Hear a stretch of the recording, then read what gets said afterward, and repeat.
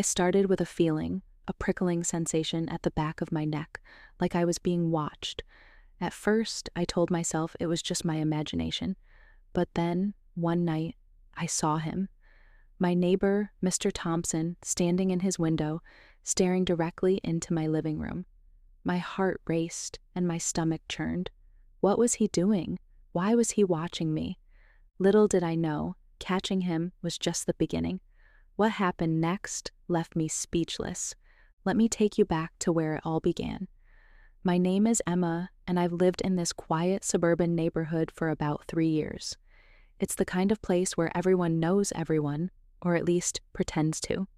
The houses are close together, separated only by narrow strips of lawn, and it's not uncommon to see your neighbors through their windows. Mr. Thompson, my next-door neighbor, had always been a bit of an enigma. He was in his late 60s, a retired widower who kept to himself. He'd wave politely if we crossed paths, but we never really talked. He was just there. At first, I didn't think much of him. He seemed harmless enough, just an old man living alone. But then, things started to feel off. It began with small things. I'd catch a glimpse of him standing at his window, staring out into the street. At first, I thought he was just people watching, like a lot of retirees do. But then, I noticed something strange. Every time I was outside, whether I was gardening, taking out the trash, or just sitting on my porch, he seemed to be there, watching. I tried to brush it off. Maybe he was just lonely. Maybe he didn't realize how creepy it looked. But the feeling of being watched never went away. Then, one night, it all came to a head. I was in my living room, curled up on the couch with a book, when I felt that familiar prickling sensation. I looked up, and there he was, Mr. Thompson, standing in his window, staring directly at me. My heart raced and my stomach churned. What was he doing? Why was he watching me? I quickly closed the curtains, my hands trembling. Was I overreacting? Was this just a misunderstanding, or was something more sinister going on? The next day, I decided to confront him. I marched over to his house, my heart pounding in my chest, and knocked on his door.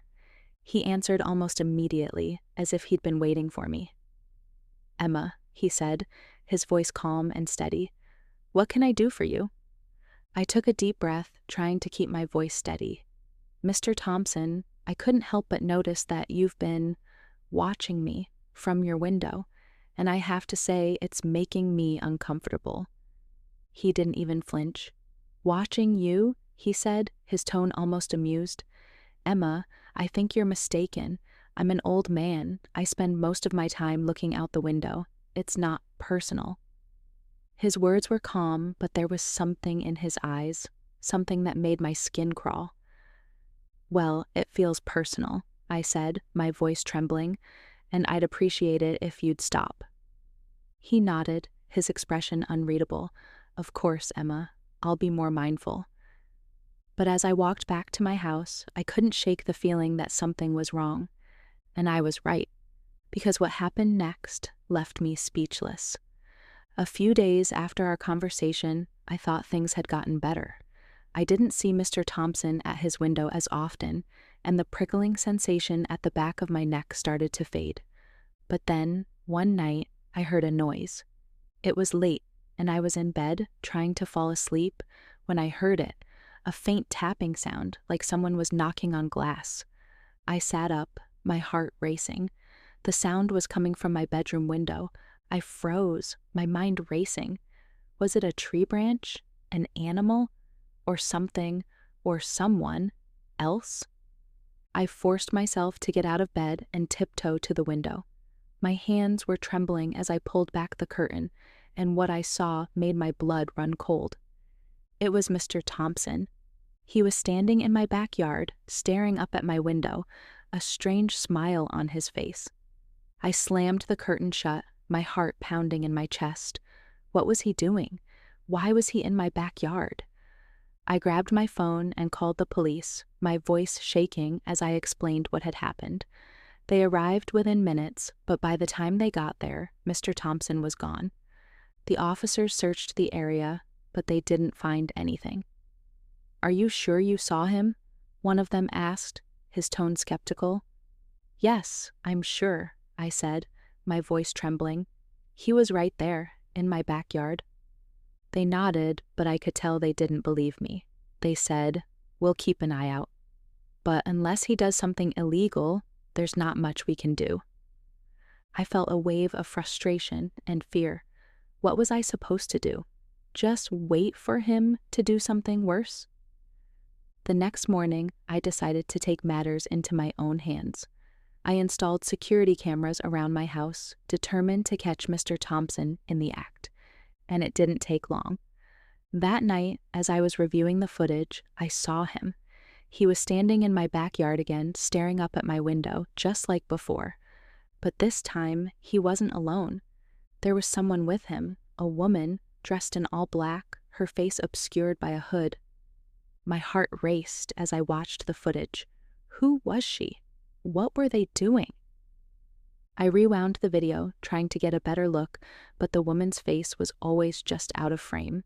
I felt a chill run down my spine. This wasn't just about Mr. Thompson anymore. Something much bigger and much darker was going on, and I was determined to find out what it was. After seeing the footage of Mr. Thompson and the mysterious woman in my backyard, I knew I couldn't just sit back and wait for something to happen. I had to take action.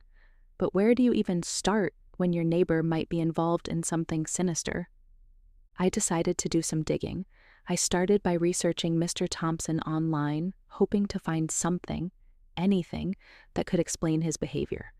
But there wasn't much to go on. He had no social media presence, no criminal record, and no obvious red flags. He was just a retired widower who kept to himself. But I wasn't ready to give up. I reached out to some of the other neighbors, casually bringing up Mr. Thompson in conversation to see if anyone else had noticed anything strange. At first, no one seemed to share my concerns. "Oh, he's just a lonely old man," one neighbor said. "He's harmless," another assured me. But then, I talked to Mrs. Henderson, an elderly woman who lived across the street. She had been in the neighborhood for decades and knew everyone's business. "Mr. Thompson," she said, her voice lowering to a whisper, "there's something off about that man, always has been." My heart raced. "What do you mean?" I asked. She hesitated, glancing around as if someone might overhear. "A few years ago, his wife disappeared," she said. "Just vanished one night.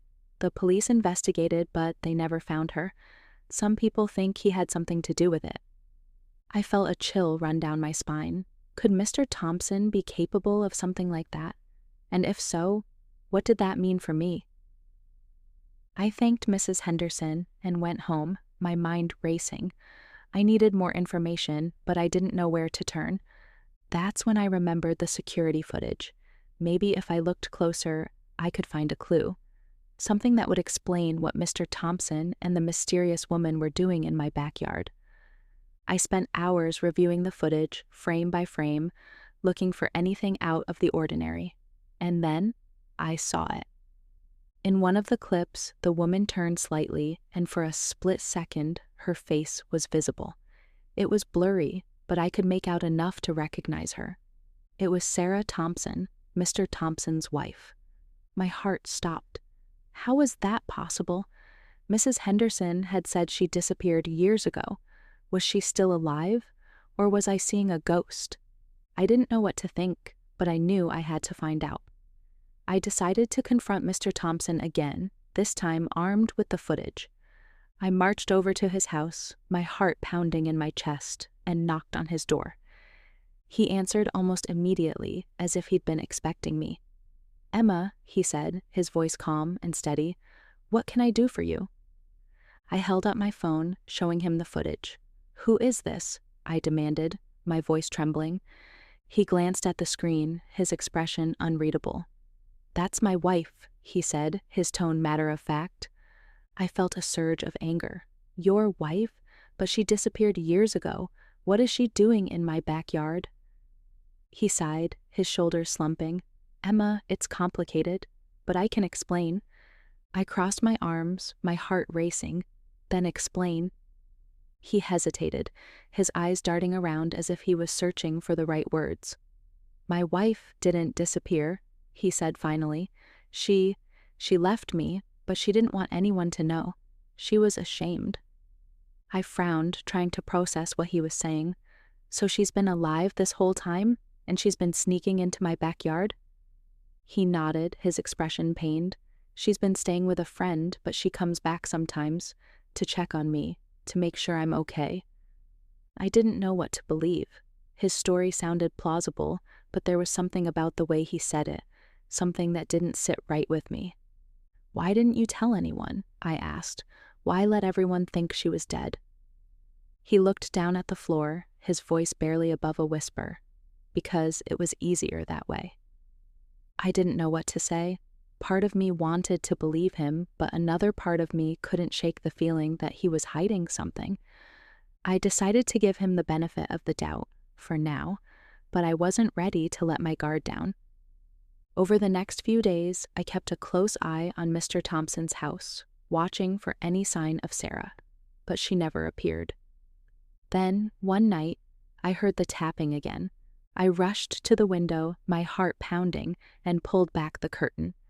There she was, Sarah Thompson, standing in my backyard, staring up at my window. But this time, she wasn't alone. Mr. Thompson was with her, and they were arguing. I couldn't hear what they were saying, but their body language was tense, their voices raised. And then something happened that made my blood run cold. Mr. Thompson grabbed Sarah by the arm, his face twisted in anger. She tried to pull away, but he held on tight, his grip like a vice. I felt a surge of panic. What was I supposed to do? Call the police? Intervene? Before I could decide, Sarah broke free and ran toward the house. Toward me. She pounded on the back door, her voice desperate. Please, let me in. He's going to hurt me. I didn't know what to do. My instincts told me to help her, but my fear told me to stay inside. In the end, I opened the door. Sarah stumbled inside, her face pale and her eyes wide with fear. Thank you, she gasped. Thank you. I locked the door behind her, my hands trembling. What's going on? I asked. Why is he after you? She shook her head, tears streaming down her face. It's a long story, she said, but I need your help. Please. I didn't know what to say. I didn't know if I could trust her. But one thing was clear. This wasn't just about Mr. Thompson anymore. Something much bigger and much darker was going on, and I was right in the middle of it. Sarah Thompson sat on my couch, her hands trembling as she clutched a cup of tea. She looked exhausted, her face pale and her eyes hollow. I didn't know what to say or do. All I knew was that she was terrified and that Mr. Thompson was outside, waiting. What's going on, Sarah? I asked, my voice gentle but firm. Why is he after you? She took a deep breath, her eyes filling with tears. It's complicated, she said, but I need to tell you the truth. And then she began to explain. Years ago, Sarah and Mr. Thompson had been happily married, or so she thought. But over time, she began to notice changes in him. He became controlling, possessive, and paranoid. He accused her of cheating, of lying, of plotting against him. At first, she tried to brush it off, chalking it up to stress or midlife crisis. But then things escalated. He started following her, monitoring her every move, and even threatening her. I was scared, she said, her voice trembling. I didn't know what to do. So I left. I packed a bag and disappeared in the middle of the night. I didn't tell anyone, not even my family. I just ran. She had been living with a friend in another state, trying to start over, but she couldn't stay away forever. She missed her old life, her friends, her home. And so she started coming back, sneaking into the neighborhood at night to check on things, to make sure Mr. Thompson wasn't causing trouble. But he had found out. He's been watching me, she said, her voice breaking. He knows I've been coming back, and now he's trying to force me to come home. He says if I don't, he'll hurt me. I felt a chill run down my spine. This wasn't just about a creepy neighbor anymore. This was about a dangerous man who had been terrorizing his wife for years. We need to call the police, I said, reaching for my phone. But Sarah stopped me.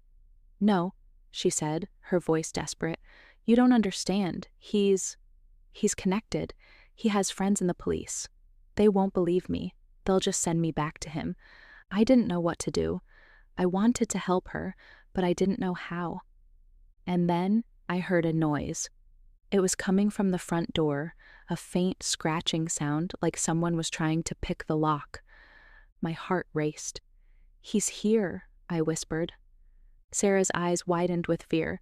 We need to get out of here, she said. Now. I grabbed my keys and led her to the back door, my hands trembling. But as we stepped outside, we were met with a blinding light. It was Mr. Thompson. He was standing in the backyard, a flashlight in one hand and a knife in the other. There you are, he said, his voice cold and menacing. I've been looking for you. Sarah froze, her face pale with fear. Please, John, she begged, don't do this. But he didn't listen. He took a step forward, his eyes locked on hers. I felt a surge of panic. What was I supposed to do? How could I protect her and myself? And then I remembered something. I had installed security cameras around my house. If I could get to my phone, I could call for help. I slowly reached into my pocket, trying to stay calm, but Mr. Thompson noticed. What are you doing? He demanded, his voice sharp. I froze, my heart pounding. Nothing, I said, my voice trembling. He took another step forward, his grip tightening on the knife. Give me your phone, he said. I hesitated, but I didn't have a choice. I handed it over, my hands shaking. He smirked, his eyes glinting with satisfaction. Good girl, he said. And then he turned back to Sarah. You're coming home with me, he said, his voice cold and final. Sarah shook her head, tears streaming down her face. No, she said, I won't go back. But he didn't care. He grabbed her by the arm, his grip like a vice, and started dragging her toward the house. I felt a surge of anger and desperation. I couldn't let him take her. I couldn't let him win. And so I did the only thing I could think of. I screamed. I screamed as loud as I could, hoping someone, anyone, would hear me. And someone did. Within minutes, the backyard was flooded with light. My neighbors had heard the commotion and come to investigate. Mr. Thompson froze, his face pale with shock. What's going on? He demanded, his voice trembling, but it was too late. The police arrived shortly after, alerted by my neighbors. They arrested Mr. Thompson on the spot, taking him away in handcuffs. Sarah and I were taken to the police station to give our statements. It was a long, exhausting process, but in the end, justice was served. Mr. Thompson was charged with stalking, assault, and unlawful imprisonment. He was sentenced to several years in prison, and Sarah was finally free. As for me, I was left with a newfound sense of caution and a deep appreciation for the power of community. This is my story, and this is how I reacted. It's not perfect, it's not clean, but it's real. And maybe, just maybe, it's a reminder that even in the darkest moments, there's always hope. Because sometimes all it takes is one scream to change everything.